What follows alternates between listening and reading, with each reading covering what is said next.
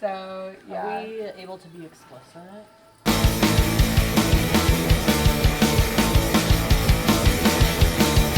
My name is Tegan. My name is Conrad. My name is Sammy. My name is Katana. My name is Angie, and I am non-binary and I'm bisexual.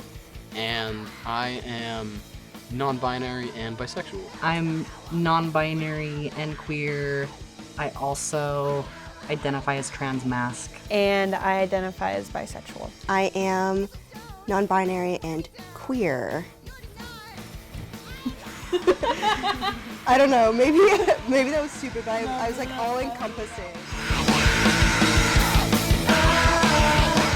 I think that queer people have always been the creative force behind a community. They've always been the artists and the musicians, carrying that flag forward.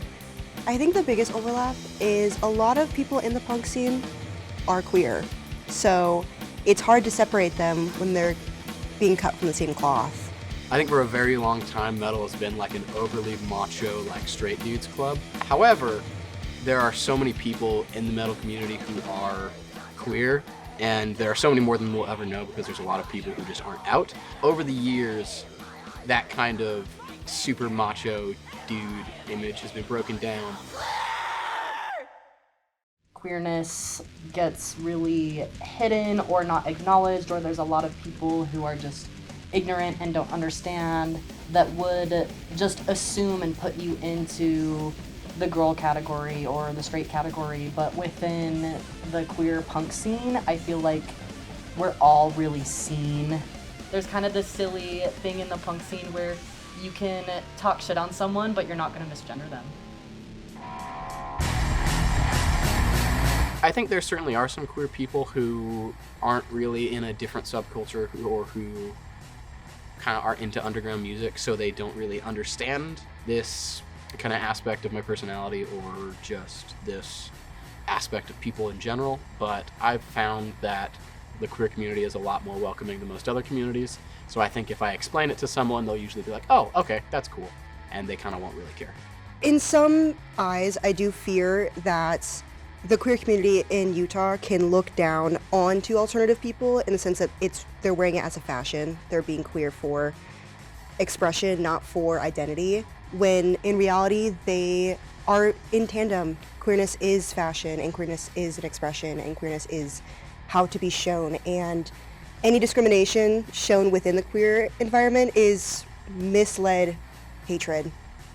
I don't think that it happens a lot, but sometimes when people are newly out, they can feel like, oh, this is something that makes me special, and so like if other people are also identifying this way, then like maybe I'm less special, so it's like, oh, I'm the only person who's allowed to have pink hair and baby bangs. But it's like, we can all have pink hair and baby bangs. Yeah. There's enough pink hair to go around. Like, you try it. Like, you just play around with it, like. More like you're more asking how you feel like our history is significant within alternative subculture. For learning members of the LGBT to know more than just the history of queer history is that punks, cis, and straight were supporting them too. And knowing where they come into play is a huge factor onto why you should be happy that you're being able to be queer here and be able to express yourself. It's important in the same way that just history in general is important.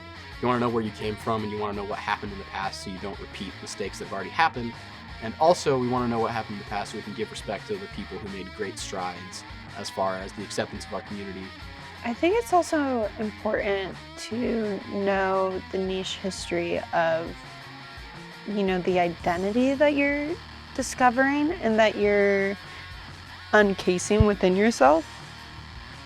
Both for your own sake and within the alternative subculture, because there are a lot of things that overlap.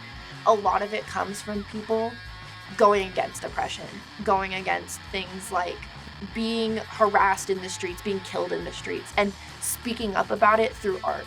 And so I think it's very important to be aware of where it comes from, because a lot of these subcultures come from experiences of elders and people that have gone through these things. I think it's important for queer people to also recognize punk history because you need to know who your allies are. If you're some young kid and you're in trouble and you're trying to find someone who can help you, you know, like a punk kid or like a punk person is like probably going to be that person who's going to show that solidarity with you and like help you out in some kind of way. I think it can feel like there aren't a lot of people who are queer in the metal community. It's very much not like that for 99% of the time. There's a lot of different people who are into metal music and who are into alternative music. And I think that diversity is something that is a strength to our subculture. Having the acceptance of not only queer people, but people in an alternative scene really pushes me to want to be alive and be a part of it continuing. Punk has always been queer, and it has always been protect trans lives, protect your neighbors. You know, like anyone who says that punk isn't inherently queer is a poser. I threw the P word out, but it's true. It feels better to be authentic to yourself. This space is for everyone. You rally for your neighbors, you rally for your community, and you hold hands to stop the bullets, you know?